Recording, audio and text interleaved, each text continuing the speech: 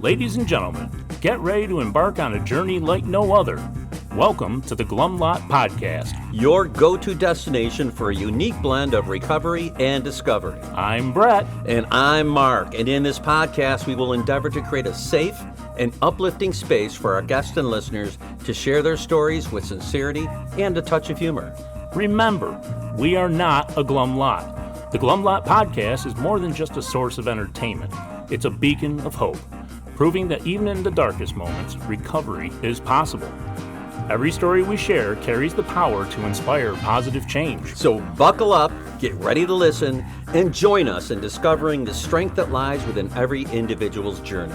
This is the Glum Lot Podcast, where humor meets hope. Okay, we are here on episode number 27 with Brett and Mark and the Glum Lot Podcast. Oh, we are not glum. I'm sitting here trying to make faces at Mark to see if he'll break, and boy, he's too professional. We are not glum. I wanted to remind our listeners to join our Facebook group. It's growing and growing. It's the Glum Lot Podcast Facebook group. Join us. Yeah, join us. Join us. We'll be glad you did. Okay, so what's on your mind today, big guy? I don't even know. I don't even know. Oh, gosh. Long weekend. We've had a, what's it called? They call it here a midwinter roundup. A roundup. It's the yearly AA convention they have in most cities. Yeah. We just had ours. I'll tell you, it's the place where I first realized that, you can seriously have fun in AA or whatever. Just because you're in recovery doesn't mean you can't have some fun. And good, clean fun. AA, the meetings are of prime importance, but there's a lot more to it. Yeah. There's a lot more to the fellowship part of it. Oh, man, I could go on and There's on the meeting and before on. the meeting after the meeting, the activities that happen, the picnics, the get-togethers, the dances, the dinners, and this convention thing is a big deal here. They're bringing speakers from the outside. Yeah. They have an alkathon. We had people from Jersey. Yep, we have. There's a really cool room of artifacts. Oh yeah, from the 100 neat. years of AA. Yeah, that was pretty. Yeah, neat. I saw my first edition. We had AA book. one night they had a live band. Another night they had a DJ, and you know what? It is fun, and people find out, especially new people, you can have a really good time without drinking.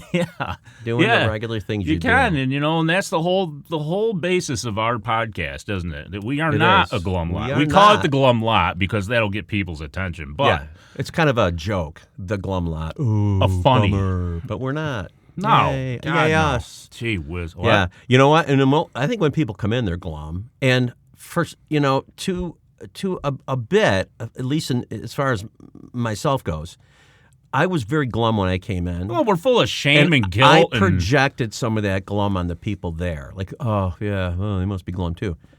First meeting, they were laughing their asses off. Oh, they're dying about. They're shit. laughing. The general public would be horrified about. God, yes. But they're laughing about. I was hanging out of the car when I was. Let me tell you one accident. really quick story from my first meeting. This was the story where I was like, okay, these are my people.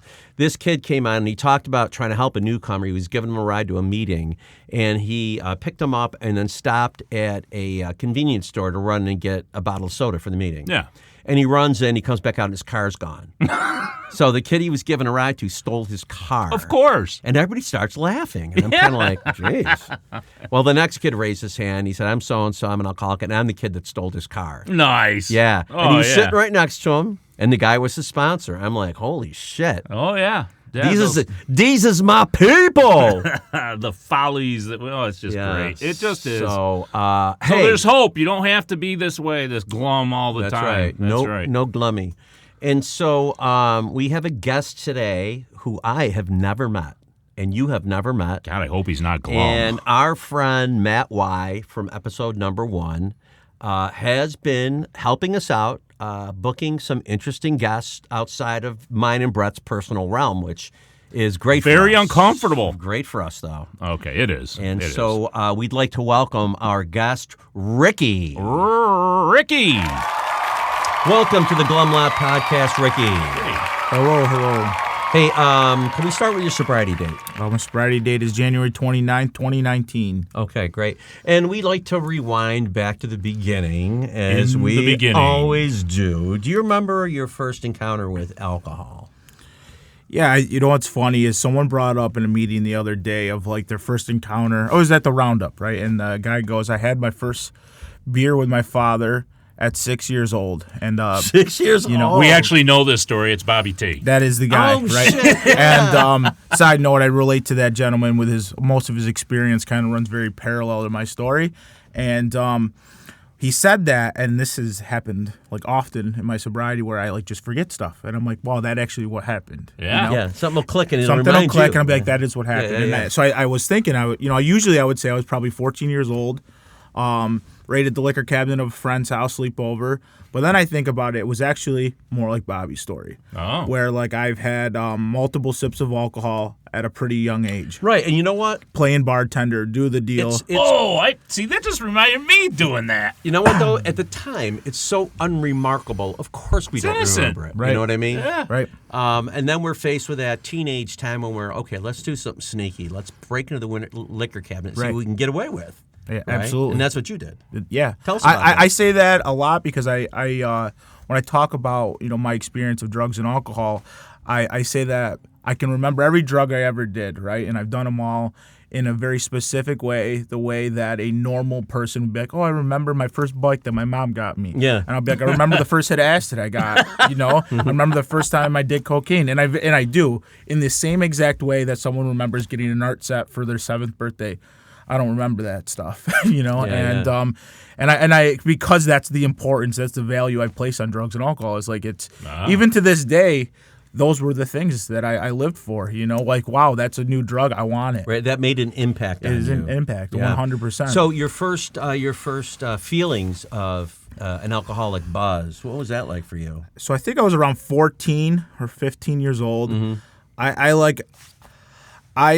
I thought I was like this outcast of a person. Number one, I was raised Jehovah's Witness, and so I didn't celebrate holidays. And so like when I got to hang out with other friends of mine the same age, it wasn't because of birthdays. It wasn't because of these other things, because I wasn't invited to those because I didn't celebrate. So like when somebody would be like, "Hey Rick, you want to come hang out?" I was all about it, no matter what it was. So right? did you feel different? Yeah, you were Yeah. instantly Anyone. different. Yeah, like I was, right? Yeah, Like yeah. not even like what I perceived to be different as I was. On paper, Yeah, I 'cause was you didn't different than the rest celebrate of that right. stuff. 4th, 5th grade, someone's mom brings in a cake for their birthday. I have like my own little Debbie snacks and Capri Sun by myself in the corner, not singing happy birthday. Right, and as a kid, that has a big impact on your life. Right? Absolutely. You remove yourself from what is considered to be. And I recognize this because a I had a social friend. group. I had a friend that was Jehovah's Witness, and I Yeah. remember this stuff. Yeah. And like, I don't know. So yeah, 14 years old or so.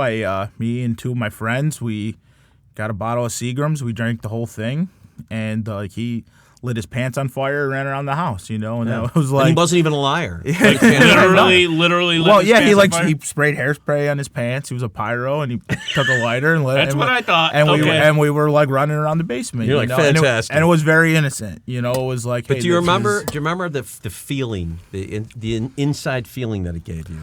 I don't relate to when people talk about that euphoric of like that first drink, whether I blacked it out and I choose not to remember it, or it's just like it didn't work like that for me. Like I remembered that I felt a part of, and I was hanging out Okay. with like maybe 2 people I didn't like talk to as much in school, but I was there with the guys, and we had this liquid that made us all the same at that moment. Nice. Nice Yeah. way to put that. It is a good Like- way to put it. Yeah. So from there, what happens in your life?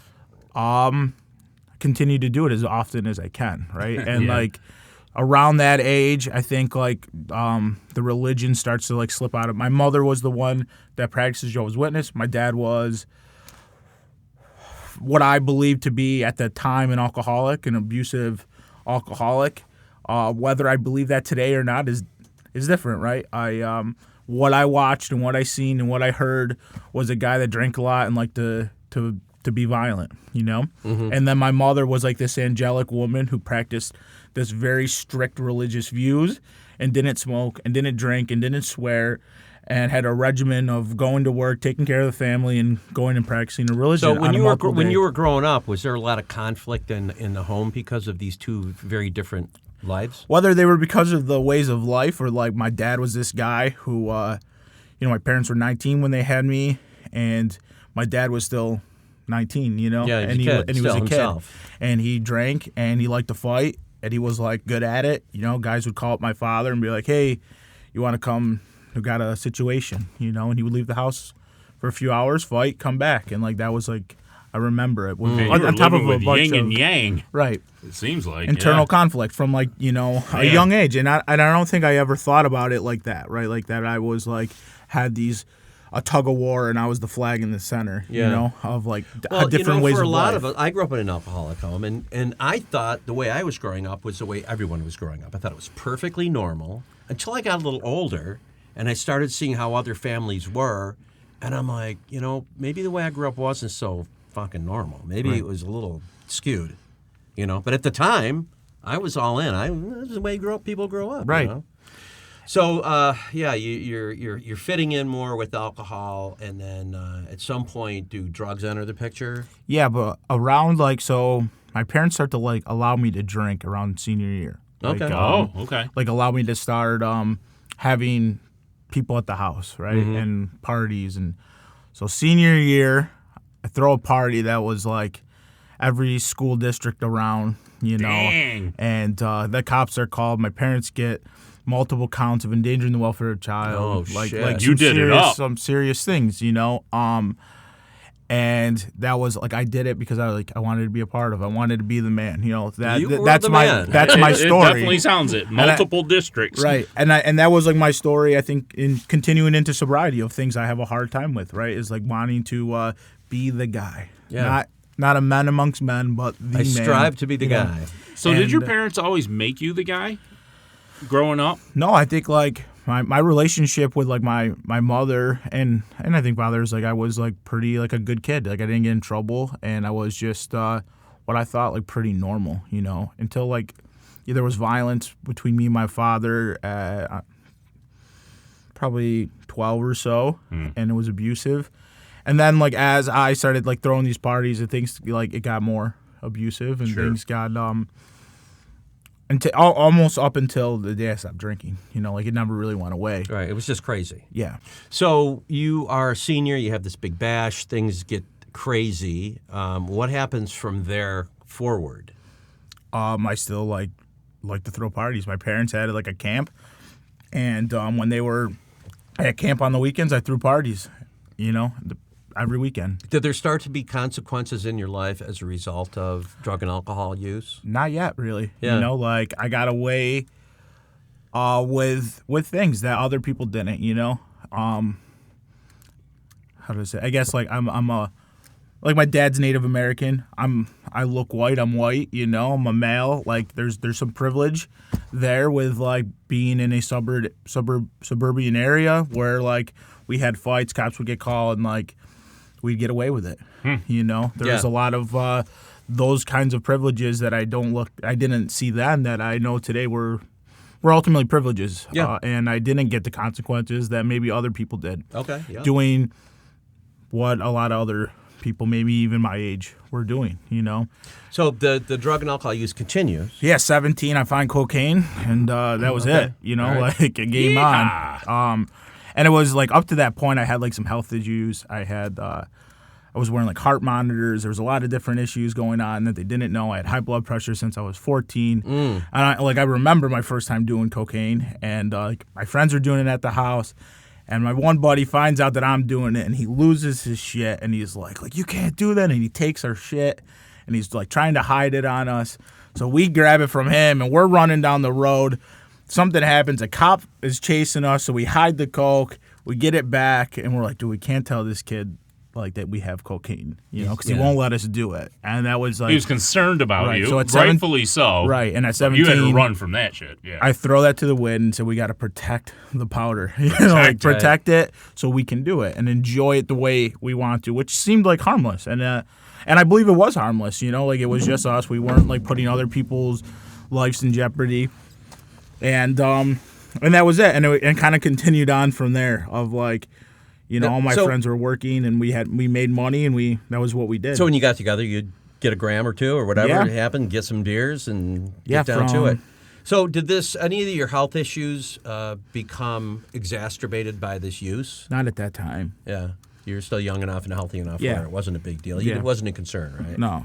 And so your life's going along. You're in your late teens, early 20s. You feel like you're living a fairly normal life. Everybody's getting together. You're all working. You're all partying hard, right? Right, but I also start to like separate. I think like a lot of some people did it in college. I did it like throughout the community. I started like finding other people, whether it was like people that I was just, the art community and the music community.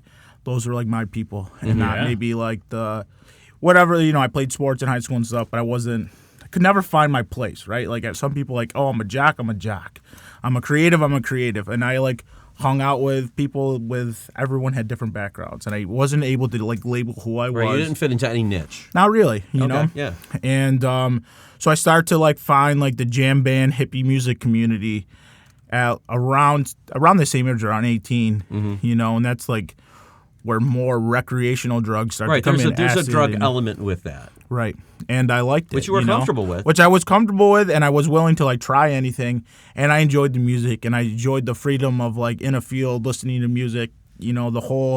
All of that comes with it. The women, the drugs, sex, drugs, rock and roll. Yeah. Like that was what I wanted, but I wasn't a musician. Yeah. Oh, okay. Right. And I liked the scene. But you were a consumer of that. Absolutely. Stuff. So Appreciated it. Yeah. And you like that lifestyle. Yeah. So you fall right into it. It feels natural to you. Yeah, and I start to travel and go and to people shows. like you. Yeah. Yeah, you fit right in. You finally belonged. Right. So you start to Absolutely. travel with I like went to shows all over the country. Yeah, and nice. throw your clothes in a backpack and find some drugs and Hit the go road. to town. Nice. And that was like, now I had like my friends I grew up with, and they like didn't understand what I was doing, and some did and some didn't, and it was like just different. Yeah, like, it's that time where everybody's taking their own path, anyways. Right. Yeah. So you become is it like Grateful Dead type? Yeah, absolutely. Right. Fish, The Dead, Mo, Nice. Bands like that. Right, and there is a community that travels with that. Absolutely. Right, and you became part of that. Absolutely. Very drug-involved community. Absolutely. But also a fellowship of its own, really. Yeah. Just that it revolves around partying and music and And a lot of love there, Right. right? Belonging. Yeah, a like, lot of felt love at there. home. Right, and that's like a common thread in my story up till today, right? Is like the looking for something that whether I thought I didn't get it or I did get it, it starts to come in different shapes, forms, people. And you know what's really energy. interesting about that? You can look at that lifestyle and say, well, that's a bad lifestyle. But you know what? The drug part of it may be bad, but there's a lot of good there. And that good can live on in sobriety, in that a lot of these bands have a sober following that is very close. And I'm a part of that stuff today. Yeah, and Billy Strings has that, right? Yep. What does he call his? What do they call his group? I can't think of Billy String their name, but isn't there a like thing like- Fish has the Fellowship PH, And the Dead has something. The Dead is called the Wharf Rats. Yeah. The Yellow Balloon is the generic name for jam bands. If you go to a show and there's a yellow balloon, you sit at during the set. There's always a meeting. And Yeah, that to me that's see- so but fantastic. And I've see, been to that's a bunch just of them. proof of what you just said, though. Yeah. That you can There's still good do in this there. sober. right. Yeah, It's I know for like the Billy Strings thing, you get a button, right? Or a Yeah, sticker or sticker. something, and that identifies you as a member of this sobriety community, and you make fast friends with that, Absolutely. right? Absolutely. And I just think that's fantastic. Well, I what's good remember, about that, whether it's like if someone's seen you with like a yellow sticker on, and like this is my experience at a Billy String show, was someone just came, pat me on the shoulder, hey, are you good? And I was like, yeah. I never met the guy. Oh, that's like, amazing. You know, Yeah. they're just It really is cool. checking in on you, and the thing about that of like that environment is that it's not like related to a specific 12-step group, right? It is related to like people that want to come together to Caring about people. right? And like they have a problem with drugs, alcohol, but it's not particular, you know? Yeah, So like, yeah. and it teaches you a lot of like the judgmental stuff, right? Is like this guy just cares about me, and he knows like if he see me with a needle in my arm, he'd probably like try to save my life. Yeah, but you're not there yet, what we're talking No, about. no. Let's get early back on. to it. Yeah, Yeah. I did interject No. a little early on that one, but No, So- but that's important because like It that is. is, No, it is. that is like my life has come full circle. Yeah, like where right. I'm involved with that stuff today, you know. And if I look back to the rest of my life, like I would have never thought that was a thing. Right. You know what I mean? I don't think a lot of people out there that listen to this podcast know that. I mean, I didn't know until I started talking to some younger people that this is like a really kind of a big thing. It's at massive. These shows, yeah, it's huge. And with social media, it's all over. They all have their own groups, and they look for people to chair meetings. That's what they look for. And that is fantastic. So I'm going to the show. I'm going to be in Boulder, Colorado. Can I be a part of the table? Can I chair the meeting? And then they'll say, yeah, meet us at X location at 9:30 at set break and chair the meeting. And that's all you do. That is so cool. Yeah. Yeah, so maybe we don't spend a whole lot of time on the drunk-a-lug on this one. I don't know. So maybe we'll get a little bit of a story. I'll share a little more of like. Yeah. So I start to, I get into a relationship, and this girl that, so I don't know, 21 or so, her brother introduces me to a local music venue, the owner, and I become, I just start doing some side work for him, and I become in that scene. Now I'm in the scene. Not a musician. I still like cocaine, and I like to drink. And at that time, I started dabbling with recreational drugs, ketamine. Special K. Like everything but heroin at this time. Okay. Let's just say that, Anything but opiates. heroin and no. See, I used to believe that. I thought I never liked opiates, right? Yeah. And then I look back at my story again, and I was like, I took my first hydro when I was There you 17, go. 16, 17, doing roofs with my father, and I used them to say, oh, it's just something to help me work, But I wasn't a heroin addict, I was at that time. That's my perception. I think that was my perception for a couple years in sobriety. Was like, no, I didn't do that. Yeah, but then you look back, you're like, well, actually, I did. Yeah, and I'll get so around that time, 21, 22, I start to really fall in love with this venue. I started to work there, and I didn't know at the time, but I started to put a lot of value on the job I was doing because it had all the things I wanted. It had the girls, it had the music, it had the drugs, And now you were really a part of it. You may not have known it had an instrument or anything, but you were a part of it. Well, and the man part comes out, right? Like people are like, hey, Rick, can I get a ticket tax show? And I'm like, yeah, I got you. You the man. Right? And they tip you in some drugs and they tip you into this. Nice. Well, at that same time, I'm taking money out of a guy's pocket, because I'm letting them in. And again, that's not how I thought back then. Sure. I wasn't thinking that's that's stealing or whatever it is, I just didn't think part of the deal. That's the deal. Everyone does it, whether they do or not. I guess you don't realize that till you start to take a look at your inventory and all those things. And that's maybe not how whether everyone does do it, they might be able to, but they don't put themselves in the situation that I do when I go to the extreme. So does the progression of the disease start to around that time? Yeah. So I had this relationship for 4 years, and I was like, okay, I'm going full blown work for this venue, and I'm done with this girl. And that was the first time I made a decision to pursue what I thought was and I'm not making all this money. I'm not at this level where it would make sense that maybe some other people thought about leaving a relationship and chasing a career. That's not that wasn't my motive. My motive was I like music. Right. There's more attractive women. So it's it's more like you. I want to be able to freelance at this point. 100%. I don't want to be tied down. Right. So, to anything or any. You basically wanted freedom, and I got it, and that was when it started to come hard and fast. The addiction part of. So the freedom was killing you. Yeah, it did. And so I start to get involved in the music scene, and there's the drugs, there's everything I wanted, there's the booze, and I was a hard worker, and I did the things that were asked of me, and I also partied hard, My first experience of getting in trouble for getting caught doing cocaine was a funny one to me, I was at the venue I was working at, and there was a show, and it was done, it was sold out, and we were drinking the entire time. I was running the venue and bartending, and I was supposed to close up, and I decided that wasn't really important, whether my position or not. Show must go on. Right, and the other manager called me in the next day, and he was like, why do you keep going into a bathroom with another guy? And I was like, I had to be honest, and I was like, I was doing a lot of coke. I don't know, And he was like, I get it. He's like, but you can't, that's not how you should handle it, how you should do it, Yeah. He goes, and then you left early and you just took the money and left. I was like, well, I was with this girl, and he's Always like, a reason. he's like, He's like, you work for us. Right. It's not, you don't own this venue. Right.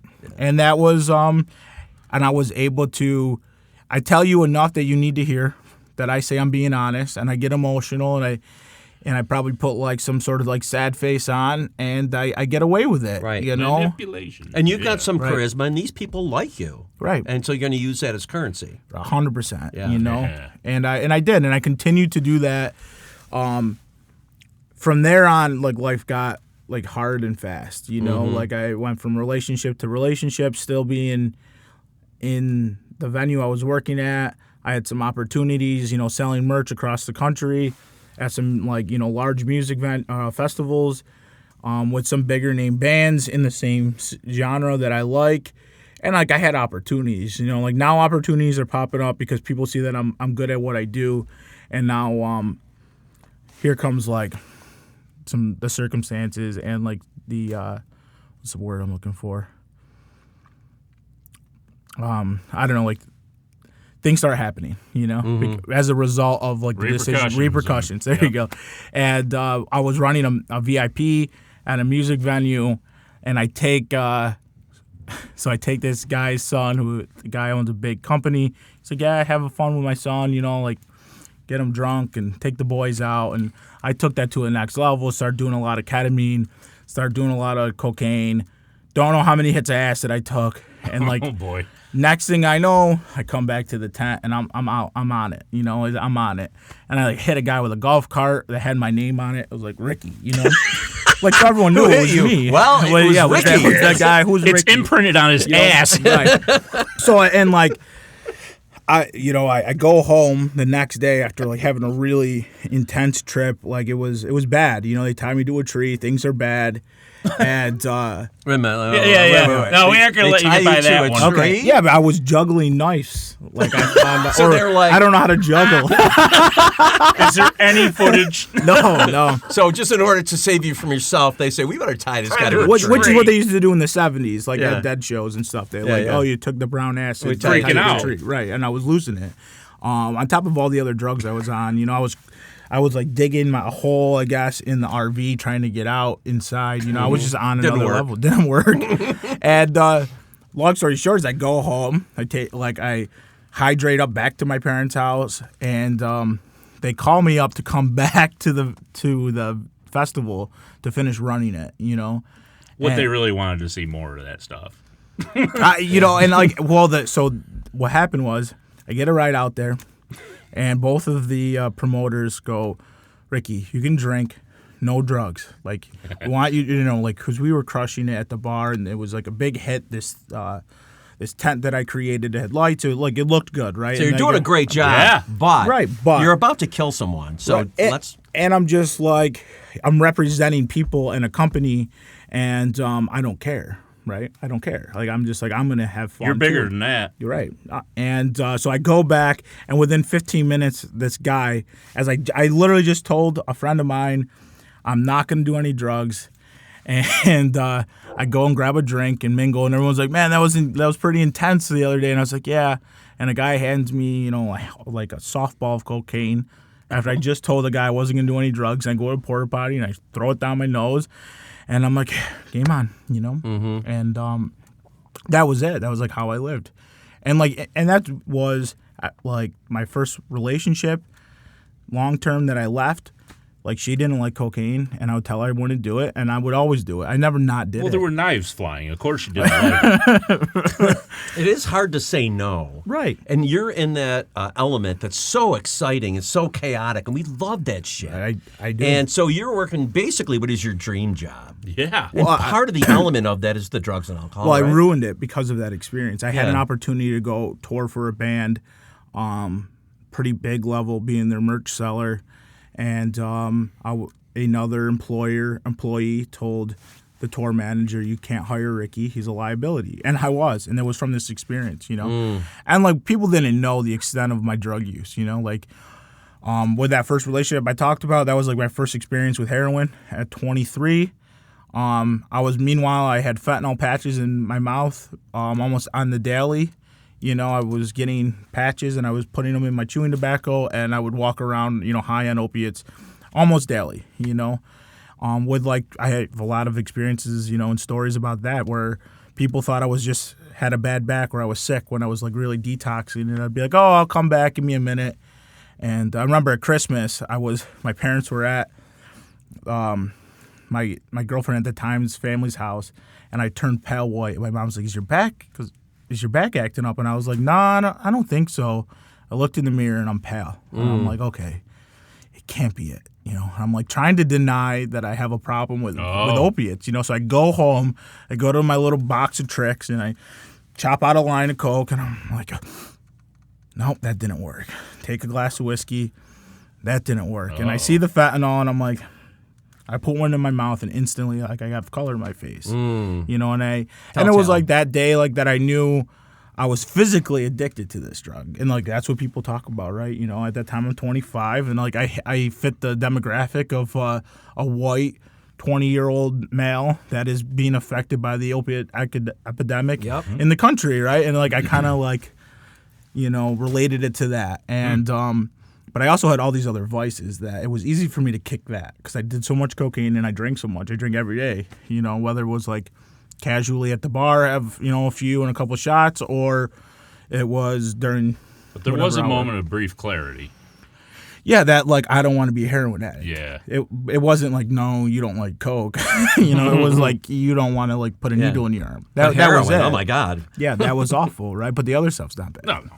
So what happened? So I that was 24 or so. So then I'm doing the shows and all this stuff, and I am definitely messing with heroin and opiates a lot more frequently because that's how I have to live. I got to go to work, so you take an Adderall, speed up, your back hurts because you're all messed up, you take some more opiates, And I use drugs like this one worked for this one worked for that. Drinking worked for this. Drinking was like the social thing, so I could put myself around certain people. That was acceptable for people acceptable. to see. Cocaine's pretty acceptable in like the bar community that I was around and like the party community. And I was very chameleon-like, like around that time, I start to, I lose the job at the venue. I left on my own, but I was doing some bad stuff, Wasn't the best employee anymore, and like relationships are going out the window. Around that time was the only person that's ever called me an alcoholic in my life was at that time. Okay. So, but the world around you can see is starting to crumble a bit, right? There are cracks. Absolutely. And I was like just pushing 30. So I think I was like 28. I got sober at 31. Yeah, so 28, like things are starting to spin a little out of control, but I'm like managing, maybe managing. You think you're managing? Yeah. Was at this point were people not recognizing the amazing Ricky? People still like thought I was a good guy, Okay. Like there was, as far as I know, like I wasn't the guy that was just like going into a bar and like being an asshole, I like to fight a lot. I did that a lot, and that was definitely part of my story. But I got away with it. I would just go and I would get away with it. I didn't have those repercussions. I didn't have like the arrest. I didn't have DWIs. Got out of them. Not that I didn't do them. 21 years old. I crashed into on where I grew up. I hit a bridge, a telephone pole, a fire hydrant, and a tree. Took them all down. And that was in one fell swoop? One car accident. Yeah. August, turned 21 in July, and then a month later I got in that accident, and I didn't get any tickets. And that was like it's game funny, on. but a lot of times when people tell their stories, it's those getting away with things that draw them further down. Absolutely. Not being held accountable. Yeah, not being held accountable, exactly. So you're at this point in your life, you're approaching 30, people are starting to kind of move away a little bit, your jobs are starting to crumble a little bit. What happened? Yeah, I would say fast forward to like the last relationship I'm in, the girl who I thought I was in love with, who I was, right? Yeah. Sure. And she asked me a serious question of like, hey, like you don't have a car anymore. You're bartending, you're like doing concrete, like I'm working, I'm probably making decent money with a combination of all these different incomes, and but you don't have anything and you're not contributing. Like, what's the deal? How do we like move forward from this? What's the plan? And I told her all of the shit she wanted to hear. Yeah. And 4 months later, she was out the door, right? And that was like game on, and that was it, right? I was working at a bar where she was like, "That's a bad idea. There's too much." And it was this bar, and there was a lot of like people with some money, and so what they could do and what I could do were two different things, right? These guys were able to recreationally use cocaine and drink hard, maybe they don't have a problem and their lives look, to me, especially a guy who's like crashing wherever he can, they look like they got their shit together. Right. They're driving nice cars. They got nice shoes and clothes on, and they always got $1,000 worth of coke in their pocket, you know? And I wanted that, but I didn't want to put the work in. I didn't want to save up. You want a nice car, you got to save up for it, you know, and I didn't want to do that stuff, but I wanted to party the same way they did. Yeah, but you weren't capable of living that kind of a Absolutely. life. So when she walked out, what was that like? When she walked out, things got real hairy, you know. Were you mad at her at first? Yeah, there was some circumstances that I thought, like, I blamed her, like, you're cheating There you on me. go. I walked into Yeah. a house, like, I was going to see another girl. I walked all the way to our old house, and I had a key still. So essentially I broke into the house, even though I had the key, and I seen her with another guy, and I played it off like I was just drunk, which I was, you know, and I probably didn't sleep more than a couple hours in a few days. And we got into it, you know, and I grabbed this kid, and I'm like, I'm going to kill him and kick his ass. So something said, like, don't hurt him. You know, I remember picking him up, and I didn't do anything. Were the cops called? Cops weren't called. Okay. Again, you know, and, like, that point on, it was like, I'm just going to party. Up into, so that was probably in November. I went to my first AA meeting in March right after that. How did you get to your first AA meeting? So I have a friend of mine since high school or since elementary school, and her wife got sober the year before. And so I reached out, and this was like, I'm still going to try to get this girl back. So you knew that this guy was getting his life together a little Yeah, I knew, like, I was like, hey, I need some help. And so she brought me to my first meeting at the 5:30, and I went, and I would go. And I'm still bartending. Right? Now, did you raise your hand and say, yeah, this is my first meeting, have a first step meeting? Yep. Did you hear things at the meeting where you're like, holy shit, that's part of my story? Yeah, I can relate. I don't remember it. Okay. All right. You know, and I didn't stay sober from that point. Okay. That was my first meeting. Right. I was going to, like, the young people's meetings, and I was hanging out. And I remember, like, and I share this a lot because I think it's important, is, like, I remember going and hanging out with people around, so I'm like 29, around my age, a little younger, and they're going out to dinner after the meeting, and they're hanging out, and I'm not drinking or using. And I would go home. I'm back in my parents' house, and I'm, like, grabbing the big book and going, how the fuck is this book going to keep me sober? And because I didn't believe it. I didn't know. I knew, like, when I was with these people after the meeting, I didn't drink or use. How is this book going to keep me sober? And I share that because, like, it does, you know. And, like, and I didn't know that. I didn't, and so I got a sponsor. So wait, you were going out to dinner with these people? Yeah, we would leave the meeting. We'd go out to dinner. I would put a month together, and then I would, like, drink, and I would lie, and sometimes I'd raise my hand, sometimes I wouldn't. Yeah. This continued on. There was, like, some attempts of suicide in between there. Wow. This continued on until Cinco de Mayo, and I knew this date because I made plans with people in the fellowship, some friends of mine who are my friends to this day, and they're like, hey, you coming for a hike with us?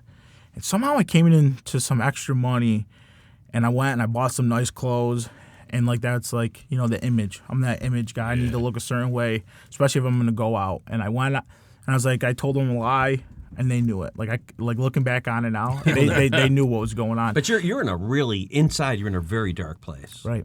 Yeah. You're like a tornado, you know. Every once in a while you'd touch down, and then you'd be up there spinning around. Right. I like the feeling of having that same communal group and the love and, like, people telling me how much they enjoy their life without a drink and a drug, but, like, I really didn't get a taste. But you of weren't that. used to belonging in that sense. No. Plus, you're not there yet. Not there yet. And so I go out on Cinco de Mayo, and like, things were first day back, like, really out. Yeah, I drank and did some drugs in between, but I was out, and I didn't go back until I got sober this time, and to a meeting.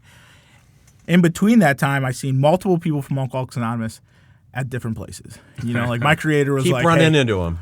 I go to a wedding. These two women, I go to their wedding. Their wedding was in November, and I didn't sleep for a week. They were super good friends of mine. I get off this bus. I'm covered in cocaine. My eyes are a mess. And I kid you not, the first people I see are 7 people from Alcoholics Anonymous. Damn. Not like anyone else.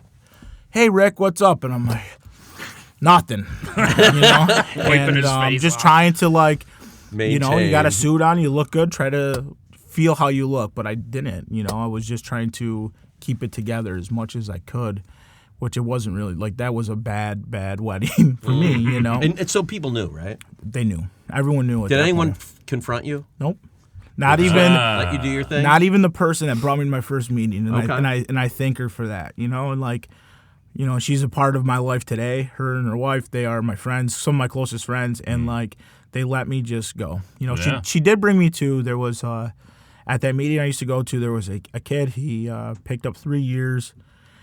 3 or 4 years, he got a good job, got a new car, and then he overdosed and died. And she brought me, and that was in September. And I remember the day was rainy, and there was a lot of young kids at the funeral. And the gentleman that was just here, he was there. And I remember her bringing me, and I don't know if it was her way to slightly see, like, hey, this is where you're going. This is where you're going. Yeah. And I went to it, and I didn't. I went out. I think I had darts that night, and I went out after, and I picked up my darts, and I went to the bar, and I drank. It did nothing. Like can't scare a drunk. That's what my first Now, sponsor told when me. you're in this place, and so you get a little bit of AA, you got the fellowship, but you're still unable to stop. That's a hell of a place to be. Right. That's the hell of drinking, the hell of not drinking. Especially when people are catching you, too. It fucking tears you Oh, up, God, man. that's the It's worst. so dark. And that's like why I think my belief of like it's not just that, right? It has to be more. You have to have. It is up to the individual, the willingness, the whatever the circumstances that brought you there, that emptiness you have. Like, fast forward to the last 2 weeks of my drinking. The last day I remember, I get back. I'm at my parents' house. I'm 31 years old, and I've been up for weeks. And I took my shoes off. I still don't know to this day why I took my shoes off. Before I got in the house, it was snowing. It was January, and I threw them in the snowbank, and I walked to my parents' house. I believe, when I think about it now, was like I wore these same shoes for 2 weeks, and they were gross, and I was gross. You kept them And on the and entire time? The entire time, I'm in houses, in bars, in trap houses, smoking crack. My life is at the bottom. I hate my life, and I throw the shoes away. And I go upstairs to my parents' house, and I take out the rest of I had a box of drugs, and they had different drugs in there. And I take it out, and I start doing them. And I had a bottle of whiskey, and it was like a really expensive bourbon. And it's kind of funny, like that was my last drink that day. And I took a gun out, and I was positive I grabbed my dad's shotgun on my parents' bed, and something said, like, you can't kill yourself on your parents' bed, And I didn't. And I called a friend who I knew, and I didn't even have a phone at this time. Like I was just like, I used like the house phone of my parents, and she was like, I'm calling the Salvation Army. That's where I went, and see if they can get you in. She calls back, and they're like, here's the deal. It's a Christian program. It's 7 months. You got to shave your face and cut your hair. And like I'm like, that might be challenging, but I was willing to do whatever. Like I just put a gun in my mouth. Yeah, you're fucking desperate. And she sends over this guy, a friend of hers, and they brought me to the 12 o'clock meeting, the noon meeting, and that was my first meeting back. And I was still like high and drunk, and that's why they couldn't accept me into the rehab to the next day. And I remember that meeting. I remember the people. I don't remember like what they said, but I knew I was hurt. Yeah. Like I knew what I looked like, even though I couldn't like see myself. I knew I was an absolute mess. And like that, I don't know if it was desperation or like there was emptiness. Like drugs and alcohol, as much as I wanted to keep drinking and using, I knew they weren't going to work. There wasn't a drug in the world that was going to make me feel better at that moment in time. I just knew it. Like I knew it like in the deepest that is the parts of turning me. point at which a lot of people either do kill themselves. Yeah. Or they just end up having to surrender and saying, I can't do it. And that's the point I got to where I was just like, the last time I came back, because I did the same thing you did. I was drinking and whatever in between for months. When I came back, I just raised my hand. I started crying, and I said, I can't. I don't know how to do this. I can't do this anymore. I just don't know how to do it. And at that point, I was willing to take anybody's advice. I was willing to do anything because I didn't have much of a choice. Right. I just couldn't do it anymore. Right. So you go to this program at the Salvation Army. And so it's strict. There's no cell phones, which I didn't have one. I weighed 150 pounds. with the clothes on my back, and I went there at 1 o'clock, and I go through the process, and they take a before picture. They tell me the rules, and I did them, you know. I also, like, was a guy that wasn't into, like, causing a scene, you know. Like, yeah, I fought people, I did these, but I wasn't, like, into causing scenes, you know. I kind of just followed the rules. Right. I did what I wanted to, but, like, You flew under the radar. Flew under the radar, and I Yeah. had the ability to do it, you know, whatever that is. And so I got through this program when other people, like, I'm talking, there's a lot of people. I get there in the winter, and there's 50 men and 30 women, and, like, there's new people every day. Someone would leave, someone would come. Someone, Yeah. you know, like, the turnover rate was unbelievable, you know, and I'm just doing what they ask of me, and, like, you had to work for your stay, you know. So you go do a work program, and I would work from 7 to 4, and So you really have to surrender. yeah, like, in there you're forced to. But that's, like, Yeah. my first rehab, too. You know, most of these people are they looked like what I thought an addict or an alcoholic was. Homeless, Right. needles in the arm. You know, like the 60-year-old man that hasn't had a house in 30 years. Like, that's what everyone looked like, you know, or what I thought they looked like, you know.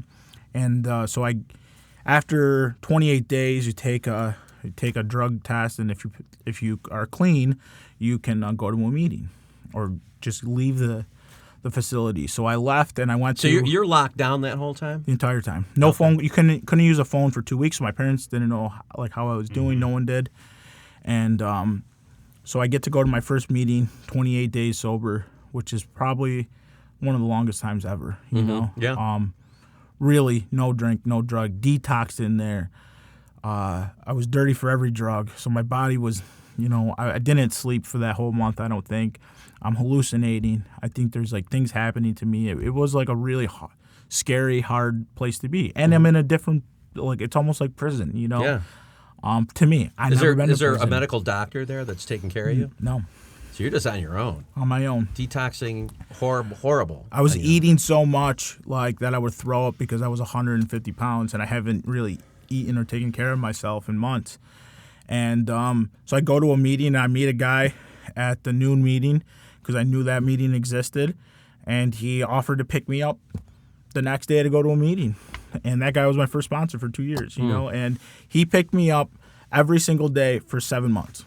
And you were a complete stranger to this guy. Yep. And he was willing to do that. And he followed the direction of his sponsor. You know what's funny? I did the same thing that guy did for another guy. Where I'd go to the Salvation Army where he was living, and I would pick him up every day. And him and I are still close today. He did end up going back out, and now he's back in. But yeah, it's and you know what? I can say this as the guy who picked the guy up, that did me more good than just about anything else at the time. And it was early in sobriety. I had maybe a year. But I made it my thing to go pick him up every day. And we'd go to a meeting, and we'd go out after, and then I'd drop him back off in the city at the Salvation Army. Right. It was great for me. And I didn't, being on the other side of the coin is, like, I didn't know, like, what this was, like, why this guy was doing it, you know? It's like, so foreign anywhere. Yeah, it is. Let alone, you know, you're coming from the Salvation Army, right? This guy doesn't know you from Adam. Yeah, but that helped me immensely. Right. It did. I knew that this guy was sober and he didn't use drugs or drink. Like, that's all I knew. Yeah. And I knew he had a car, and I knew he was, like, smiling. You know, I wasn't. Yeah. You know, like, I wasn't. I was in a foreign place. All the things I knew about life weren't there, and I was in a really bad place, emotionally, physically, everything. Spiritually, especially, probably, right? And this guy picked me up, and I started to learn about alcoholism, and that was what he taught me. He was like, you need to learn about what you got. Yeah. And so I went, and I got a home group, and I did the deal. And I think, like, that deal to me was, like, just being a part of this group and talking to people before the meeting and after the meeting and still following with this program. Right. And being such a social guy, you probably fell in love with the fellowship part of it, right? Not at that time. No? No. There was a guy in my old home group, and he since moved to North Carolina, and he was like, Rick, you didn't lift your head up until you had over a year's sobriety. You know, like, I just didn't have it. You came slow, huh? Yeah, I was really broken. You know, like, I just wanted to follow the rules and do what people asked, hoping and praying that my life would change. like something had to give. Get it? It did. It got Yeah. slowly right. It got slowly got better. Yeah. I got out of the Salvation Army and like things started coming to me. You know, my sponsor at the time was like, everything's temporary, and if you just follow the fellowship and the program of Alcoholics Anonymous, things will come to you. You're gonna get new sneakers. I was gonna get out like everything. I found an apartment with a guy in my home group, and lived with him. My first car, I was making minimum wage. I've never worked for that like least amount of money in my life, and I got money, and I was paying my bills. I got my license back after having to pay all these bills, and I move out of the Salvation. They give me my first job. I worked there for like a year and a half, and things are getting like better there, right? With like, I don't know, alcoholics, they work hard. Or at least that's my experience. Yep. And like that stuff comes easy. Like getting your house back, getting food, getting clothes, and a car comes easy. It's like I'm still a mess. Like I'll be honest with you. At that point, I would say, for me, 3 years sober, 2.5 years sober, I was like, I became suicidal again, and I didn't take the steps yet. I was 2 years sober, There right? it is. 2 years sober. Yeah. 2.5 years sober. I spoke at my old home group, and nothing felt right. And I'm like, this isn't it. I don't know what's going on. So I go to the 5:30 meeting, and I run into a guy that I used to party with, who was a friend of mine from high school, who I've seen at meetings. He used to go to a men's meeting I would go to, and he was like, "Hey Rick, like I know you. I know your story. You need the steps, dude." I got this new drug. And that was it. And that's like kind of how he approached me. Right. He grabbed my shoulder, and he was like, when you want to take the steps, give me a call. You know what? There's so much more to becoming sober than to putting the drink in. We all know that the drugs and alcohol are a symptom of something else. Right. And that's what the steps are for. Mm-hmm. And so you get this guy and you start working the steps. And like, I called my sponsor, who I had at the time. He was out of town, and me and him we went back and forth the day before on Thursday. So I call Mike, who was just here, and I was like, "Hey, buddy, this is where I'm at." And he knew where I was at. Like, he was like... And for those out there listening, Wow. Mike is the guy from episode 26. Want to hear Just his prior story? to this. It's available. So go ahead. So I call him, and I tell him where I'm at, and he's like, "Pray and make your decision in the morning." My decision was made, right? But it's about not being reactive, right? Like not making a decision still in your emotion, right? That's like the definition of sobriety, drug and alcohol removed, is like not being reactive with my emotions. So I followed direction, and I did that. And I woke up and I called this guy. Hard conversation, right? I'm not a guy that's ever had hard conversations up into sobriety, and I did it, and I prayed, and I called the guy, and I was like, that fear of rejection, he's gonna like get mad at me for firing him as my sponsor, and he's like, "Rick, like if this is what you got to do, go ahead. I want you to get better." And so I asked this gentleman who's my sponsor today to be my sponsor and take me through the book, and the first thing he said to me was like, at any point you feel like you're not growing spiritually, find someone else that can help you. Man. And I knew that was the guy, you know. He's busy, he's got kids, he has a career. He wasn't going to be holding my hand the way that my two previous sponsors were, which is what I needed. I was in Salvation Army. I needed some hand-holding. I didn't know how to make a bed. Right, but I now didn't know how to take a shower, brush my teeth. Now you're ready to make a move. Right. And really start working the steps. And I do. And around that time, like I started going to therapy, and I work with the therapist and my sponsor through the steps like simultaneously, right? And she wanted to prescribe me drugs, and I wasn't against them. Mm-hmm. I just knew that there was like stuff going on, and my sponsor was like, "Well, let's get through the steps, and if you still feel the same way, you should probably take the drugs or do what you think is right." How about that? Right. And so I was like, "Okay, I'm on board. I'm not against anything to feel better, like or how better than where I'm at, And I did all that, and I'm not on any medication today, And I don't see that therapist today. Not that I'm open to it, Of course. But if I fast forward to where I'm at today, and I still see I went through the steps, and I went through them kind of fast because I also knew I had to help people, and I'm like, oh, let's get back into 12-stepping and helping other people. And I did the best job I could with my step with 4, 5, 6, and 7 as I could at that day. And since then, I've taking another fourth, right? I was And going to say, you don't have to do them just once. And like I'm in the process of doing another, because there's like, I'm the kind of guy that I start feeling better, and but I don't change anything.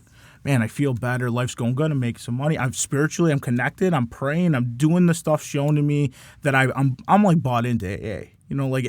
Like I'd say from like day one, I was bought in. I knew this was gonna work. So like that wasn't the thing. So I would do the things suggested to me, and I think like recently, I was like, man, I'm just in a bad place. Like, what do I do now? And the other day at the roundup, it was like time to dig in some more. Like that stuff starts those defects of character start popping up, and they start literally controlling me into a way that I don't know what to do about them. So you've got more work to do. 100%. Yeah. And like that sucks. Well, yeah, it does. But you know what? But you know what? You could realize that. Right. Yeah. And we've always got more work to do. I mean, I've been sober for 34 years. I got a lot of work to do. He's got tons of work. I got work to do. Just ask Brett. I got work to do.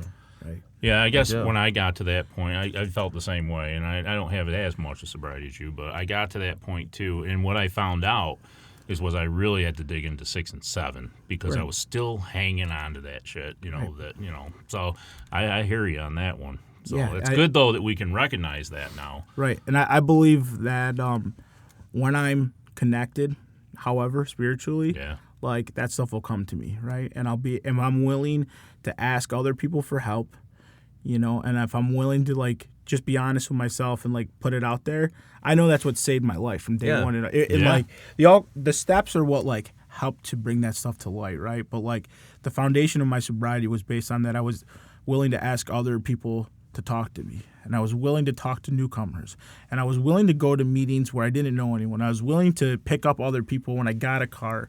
And that's the stuff I think today, which is what like helps me get into the deep stuff, the childhood stuff, the steps that like really start to bring into light that there's a connection to like the guy who I was born as, right? Like from birth, that has like some problems and issues that need to be dealt with that are like bigger than me. It all goes back to practicing a complete third step on a daily basis, one day at a time. Yep. You turn your will and your life over, and things will happen for you if you genuinely do it honestly. Right. Things will happen for you. And don't do it yourself. Yeah. Right. And when I sit in it and I tried to like run the show, which I didn't, I think like I can hear it in a meeting and people talk about like self-will, run riot. Mm-hmm. I'm the kind of guy that has to like touch the hot stove because it's hot. Because why? Because you're like me. You learn at the speed of pain. Right.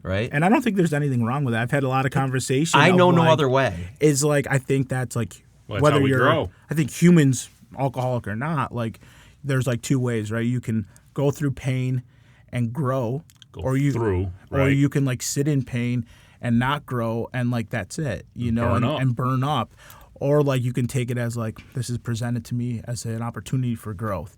And I think for a while recently I was like, this is where I'm at. I'm useless. I suck. I present nothing to the world until like a few days ago when I was like, that's not true. There's Milo thinks the same. There's Milo. He's in a lot of our podcasts. He's celebrating. He's always got I think he's telling you that you're doing well.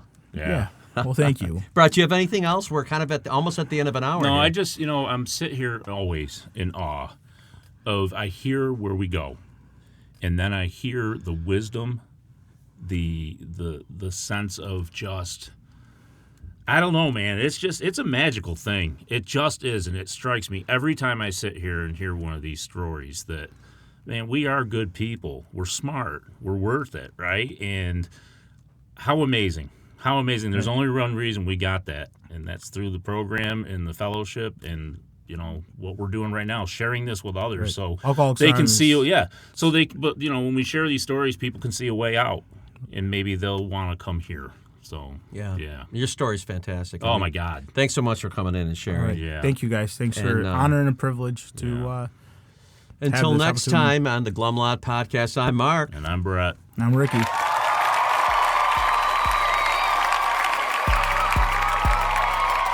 As we wrap up another episode of the Glum Lot Podcast, we want to extend our heartfelt gratitude to each and every one of you who tuned in today. Navigating the path to recovery from alcohol and other substances is a journey filled with challenges, triumphs, and self-discovery. Remember, we're not affiliated with Alcoholics Anonymous, but we're here to provide a safe space for open conversations about the complexities of recovery. Your stories, courage, and resilience inspire us and our listeners alike. If you or someone you know is on the transformative journey, know that you're not alone. Join us next time as we continue to explore the diverse facets of recovery. Until then, stay strong, stay connected, and remember that each day is a step towards a brighter, sober tomorrow. Thank you for being part of the Glum Lot community.